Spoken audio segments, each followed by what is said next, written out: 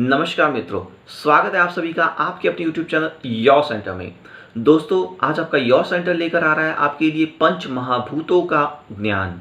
जी हाँ दोस्तों, आयुर्वेद के जड़ों में से पंच महाभूत इंसान की तासीर और प्रकृति के ऊपर से किस किस प्रकार के रोग उत्पन्न हो सकते हैं और उनकी क्या क्या सॉल्यूशंस है। जी हाँ, आप घर बैठे इन सारी बीमारियों से कैसे छुटकारा पा सकते हैं। इस वीडियो में हम इन्हीं बातों के ऊपर ध्यान देंगे डिटेल में। लेकिन आगे बढ़ने से पहले अगर अब तक आपने आपके अपने YouTube चैनल योर सेंटर को सब्सक्राइब नहीं किया तो प्लीज़ इसे सब्सक्राइब कर लीजिएगा दोस्तों, और साथ ही साथ बेल आइकन को प्रेस करना ना भूलें ताकि आपको हमारे लेटेस्ट वीडियोस की नोटिफिकेशन समय से मिलती रहे। दोस्तों, वसंत पंचमी के वीडियो में हमने माँ शारदा की जन्म की उत्पत्ति के बारे में बताया था। एक बार फिर से उसी कहानी को याद दिलाना चाहूँगा कि दोस्तों, जब ब्रह्मा जी ने इस सृष्टि की रचना की थी तब पूरे ब्रह्मांड में, पूरे विश्व में निश्शब्दता थी। जी हाँ दोस्तों, पूरा आकाश तो साइलेंट था। और तब देवों की प्रार्थना के बाद माँ सरस्वती का जन्म हुआ और उन्होंने जन्म लेते ही वीणा के सुरों से पूरे ब्रह्मांड में एक नई जिंदगी को जन्म दिया। जी हाँ दोस्तों, इसी वजह से उन्हें वीणावादिनी कहा जाता है और बसंत पंचमी पे उनका पूजन भी किया जाता है। उनका जन्म दिन भी मनाया जाता है उसी दिन के लिए। तो दोस्तों, इस तरह से आकाश तत्व की उत्पत्ति हुई और निशब्द वैसे ब्रह्मांड में शब्द की उत्पत्ति हुई। जी हाँ, अतः आकाश तत्व इस तरह से कान की इंद्रिय से जुड़ा हुआ है। शब्द आकाश तत्व से जुड़े हुए हैं जो कि संपूर्ण सत्व गुणी आकाश तत्व है और यह गुरु ग्रह से संबंधित माना गया है। इसकी कमी से हमारी शरीर की संतुलन रखने की जो प्रक्रिया है उसमें असंतुलन पैदा होता है। यानी कि जब हमारा आकाश तत्व असंतुलन में आता है तो हमें शरीर को संतुलन में रखने में असुविधा होती है। उसके बाद जन्म हुआ था वायु तत्व का, जो कि स्पर्श की भावना से जुड़ा हुआ है, स्किन से जुड़ा हुआ है हमारी, जो कि संपूर्ण रजोगुणी है। वायु तत्व संपूर्ण रजोगुणी है और उसका कारक ग्रह शनि बताया गया है। जब हमारे शरीर में वायु तत्व का असंतुलन पैदा होता है तो हमें स्मरण शक्ति में असुविधा पैदा होती है। वैसे ही दोस्तों, तीसरा तत्व जन्म हुआ था अग्नि तत्व, जो कि रूप की भावना से जुड़ा हुआ है, आंखों की इंद्रियों से जुड़ा हुआ है। अग्नि तत्व जो कि सत्वगुणी और रजोगुणी भी है, जिसके कारक ग्रह सूर्य तथा मंगल बताए गए हैं। और अग्नि तत्व के असंतुलन से सोचने की शक्ति में हमें असंतुलन पैदा होता है। उसके बाद जन्म हुआ था दोस्तों जल तत्व का, जो कि रस की भावना से जुड़ा हुआ है। जीभा की इंद्रिया जो है वो जल तत्व से संबंधित मानी गई है और यह सत्वगुणी तथा तमोगुणी भी है।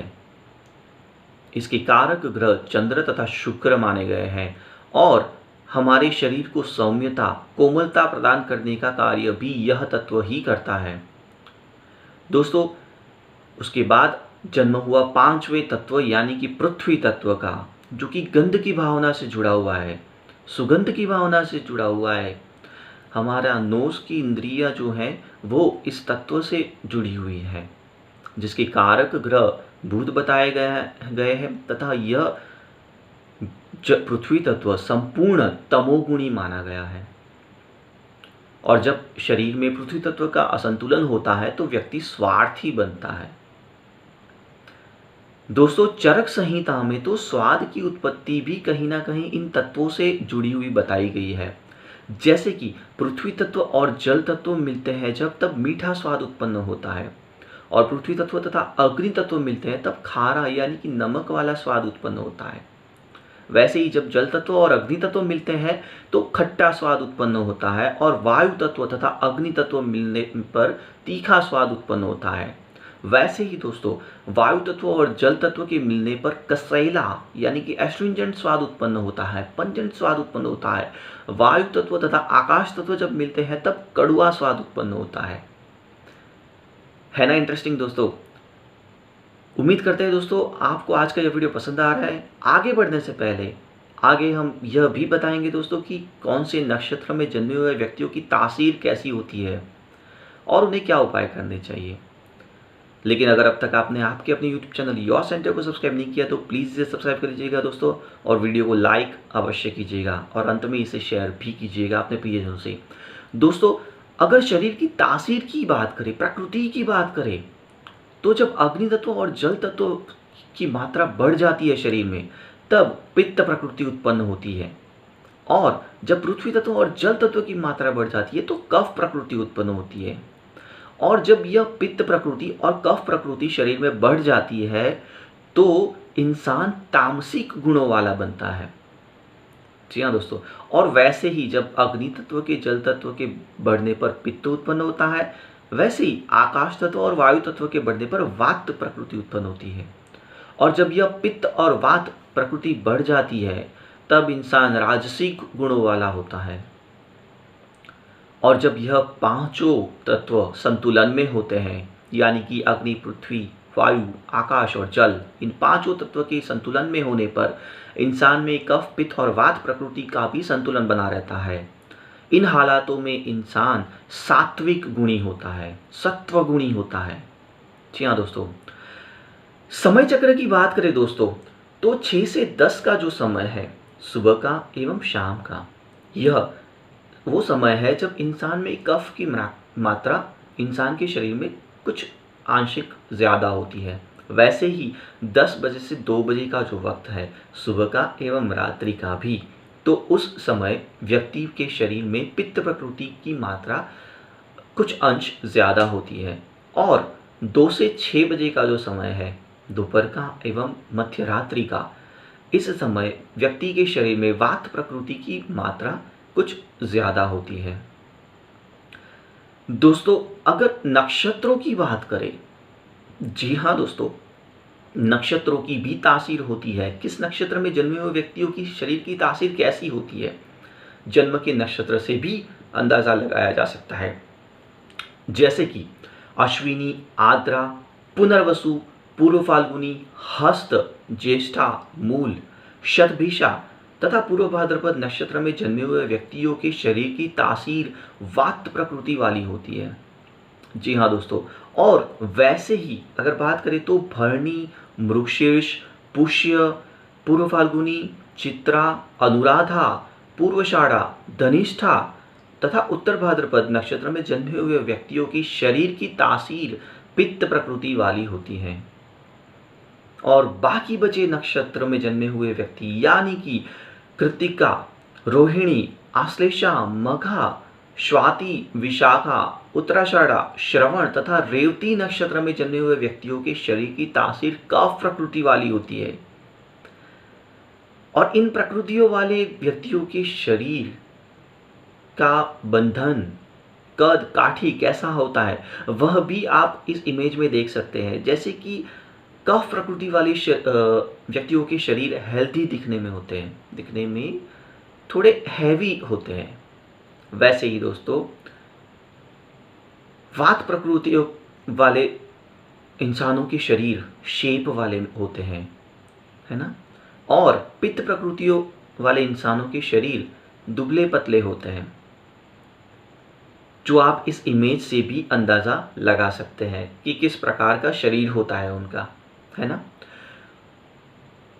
इससे आगे बात करें दोस्तों अगर, तो जब इंसान के शरीर में जल तत्व की मात्रा बढ़ जाती है तो साइनोसाइटिस, अस्थमा, रिप्रोडक्टिव ऑर्गन से संबंधित समस्याएं, स्वेलिंग, यूरिनेशन से संबंधित समस्याएं, ब्लड का पतला हो जाना या फिर ब्लड का जम जाना, ये समस्या पैदा हो सकती है। वैसे ही अगर जब शरीर में पृथ्वी तत्व की मात्रा बढ़ जाती है या असंतुलन में आती है, बढ़ जाती है या कम हो जाती है, तब वीकनेस होती है, ओबेसिटी का जन्म होता है, कोलेस्ट्रॉल का बीमारी का जन्म होता है, आपके शरीर में वेट से संबंधित बीमारियों का जन्म होता है, वेट लॉस होता है या वेट गेन होता है, बोन्स एवं मसल्स से संबंधित समस्याओं का जन्म होता है। अगर आपके शरीर में अग्नि तत्व की मात्रा असंतुलन में आती है तो ठंड एवं गर्मी से संबंधित समस्या उत्पन्न होती है, जैसे कि कोल्ड या फिर फीवर, स्किन डिसीज का जन्म होता है आपके शरीर में। एसिडिटी, डायबिटीज, मेंटल डिसऑर्डर्स भी इसी तत्व के असंतुलन से जन्म होते हैं।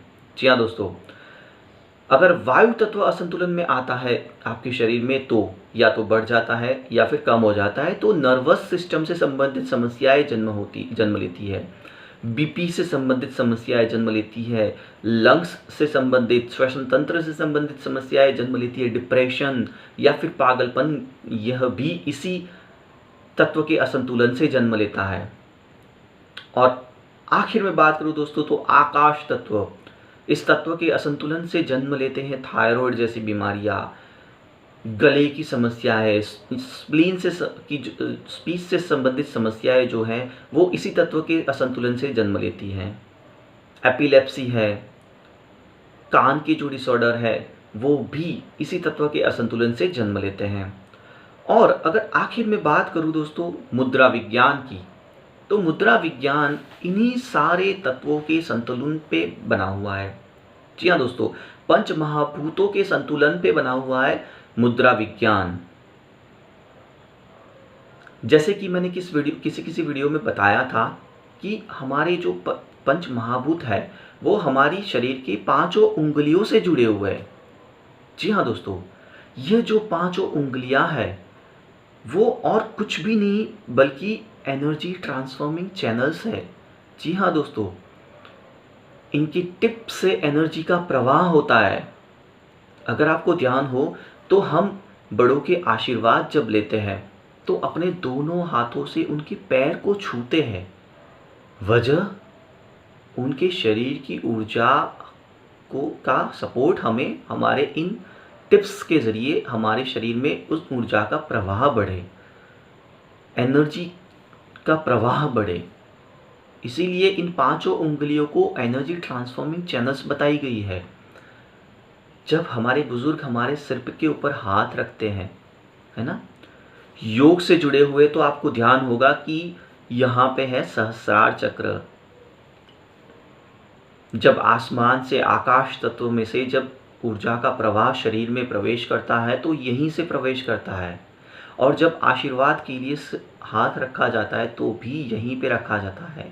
एनर्जी ट्रांसफॉर्मिंग चैनल से दोस्तों ये, और पांचों महाभूत इसी उंगलियों की टिप से जुड़े हुए हैं।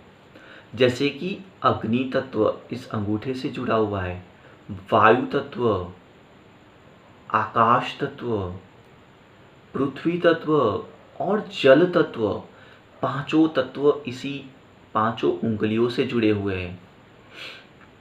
यहीं पे आपको अपनी संस्कृति की एक और बात बताना चाहूँगा कि हमारी संस्कृति में सदैव से हाथों से खाना इसलिए नहीं बताया गया था कि हम गरीब थे। दोस्तों, यह देश दुनिया का सबसे अमीर देश था। सोने की चिड़िया आप भी मानते हो इस देश को, जानते हो इस सच्चाई को। ये देश कभी गरीब नहीं था, दुनिया में सबसे अमीर देश था। फिर भी यह देश 5 उंगलियों से खाता था। ऐसे खाना खाता था। क्यों खाना खाता था? बेवकूफ़ था क्या? पैसे नहीं थे इसलिए इससे खाता था और चम्मच से नहीं खाता था? दोस्तों, सबसे विद्वान देश था, सबसे ज्ञानी संस्कृति इस देश की रही है। सबसे बड़ी विश्वविद्यालय, सबसे बड़ी यूनिवर्सिटी सबसे पहले इस देश में बनी थी। जितना ज्ञान इस देश में था, है, उतना कभी किसी संस्कृति में नहीं है, किसी देश में नहीं रहा है। जब दुनिया में आदि मानव रहते थे तब यहाँ पे रावण विमान चलाता था। यह सच्चाई है, इसे आप सब भी जानते हैं, नकार नहीं सकते दोस्तों। तो दोस्तों, हम हमेशा 5 उंगलियों से खाना खाते थे, जिस वजह से क्या बनता था कि हमारे शरीर में पांचों तत्व का संतुलन बना रहता था। जब यह पांचों तत्व मिलते हैं, है ना, तो इन पांचों तत्वों के गुण खाने के रस में मिलते थे। और वह खाना जब शरीर में होता था, जाता था, तो वह खाना अगर सात्विक नहीं होता तो भी सात्विक बन जाता था। जब इस तरह से खाना खाते हैं तो अगर वह खाना सात्विक नहीं होता है ना, तो भी वह खाना सात्विक बन जाता है। इसीलिए पंच महाभूतों का इस समन्वय से खाना खाना जाना बताया गया था। इससे शरीर को और मन को भी संतुष्टि मिलती है। और इससे आगे बताऊं दोस्तों, तो हमारे जो चक्र है वह भी इन पांचों उंगलियों के साथ मिले हुए हैं। जैसे कि यह है अग्नि तत्व, और साथ ही साथ इसके साथ जुड़ा हुआ है मणिपुर चक्र, ऊर्जा केंद्र जो है शरीर का, वह जुड़ा हुआ है। कौन सा तत्व है? अग्नि तत्व, वायु तत्व, इसके साथ जुड़ा हुआ है अनाहत चक्र। आकाश तत्व, इसके साथ जुड़ा हुआ है हमारा विशुद्धि चक्र, शुद्धिकरण केंद्र है दोस्तों यह, है ना। उसके बाद पृथ्वी तत्व, पृथ्वी तत्व के साथ जुड़ा हुआ है मूलाधार चक्र और स्वादिष्ठान चक्र, जल तत्व। इस तरह से दोस्तों पांचों तत्वों के साथ पांचों चक्र भी मैंने आपको बताया कि कहाँ पे कौन सा चक्र जुड़ा हुआ है। और इन्हीं तत्वों के संतुलन या असंतुलन को बैलेंस करने के लिए मुद्रा विज्ञान का जन्म हुआ था। जैसे कि ये मुद्रा है या ये मुद्रा है, ये, है ना। मुद्राओं के बारे में हम हर रोज़ आपको एक मुद्रा बताते हैं हर रोज़ के वीडियो में। उसके लिए मैं अभी अलग से एक्सप्लेन नहीं करूँगा क्योंकि यह वीडियो बहुत लंबा बनता जा रहा है। तो मुद्राओं के बारे में दोस्तों आप हमारा हर रोज़ का एक वीडियो अवश्य देखिएगा, जो कि 2-2 मिनट का वीडियो होता है दोस्तों। आपका ज़्यादा समय खराब नहीं करता हूँ मैं। तो मुद्राओं के बारे में आप हमारा डेली का वीडियो देख सकते हैं। एक उदाहरण दे देता हूँ, जैसे कि ये जल तत्व है ना। तो इस मुद्रा से जल तत्व बढ़ता है शरीर में और इस मुद्रा से जल तत्व कम होता है ना। काफ़ी आसान मुद्रा विज्ञान। दोस्तों मुद्रा आपको कैसे करनी है, कब करनी है, उसके बारे में एक बार फिर से दोहरा देता हूँ।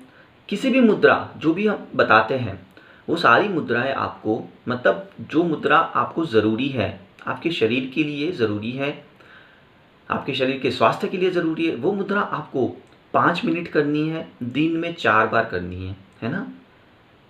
5 मिनट करनी है, दिन में 4 बार करनी है। और उस मुद्रा के साथ आपको ओमकार करना है। उस मुद्रा के साथ आपको ओमकार का जप करना है, जो कि सहस्रार चक्र और आज्ञा चक्र का बीज मंत्र है। पूरे ब्रह्मांड का, विश्व का बीज मंत्र है ओम। उसका जप करना है और उस मुद्रा में बैठना है ना। शरीर सीधा रहेगा। किसी भी मुद्रा को अगर आप कर रहे हैं, जैसे कि ये पेन हीलिंग मुद्रा है ना, तो इस मुद्रा में अगर आप बैठ रहे हैं, इस मुद्रा का उपयोग अगर आप करना चाह रहे हैं, तो दोनों हाथ को इस मुद्रा में रखने हैं, है ना। अपने पद्मासन में जब बैठते हैं तो, या फिर सुखासन में बैठते हैं तब, है ना। तो दोनों हाथ वैसे रखने होंगे और आंखें बंद रहेगी। ध्यान अपनी थर्ड आई पे या फिर उस अंग पे जिसे आप हील करना चाह रहे हो, ध्यान उस अंग पे रहेगा और ओमकार का जप करना है। 4 बार ये करना है और 5वीं बार उसके साथ आपको डीप ब्रीथिंग इंक्लूड करनी है। डीप ब्रीथिंग, है ना। गहरी लंबी सांसें लेना और धीरे धीरे सांस छोड़ना, इस बात को आपको उसके साथ इंक्लूड करना है। तो यह था कुछ ज्ञान मुद्रा विज्ञान के बारे में। उम्मीद करते हैं दोस्तों आज का यह वीडियो आपको पसंद आया होगा। जुड़े रहिएगा आपके अपने YouTube चैनल योर सेंटर से। दोस्तों अगर आज का यह वीडियो आपको पसंद आया है तो अपने प्रियजनों से इसे अवश्य शेयर कीजिएगा। चैनल को लाइक, सब्सक्राइब और शेयर भी करिएगा। जल्दी मिलेंगे दोस्तों, तब तक अपने और अपने परिवार का ध्यान अवश्य रखना। Thank you.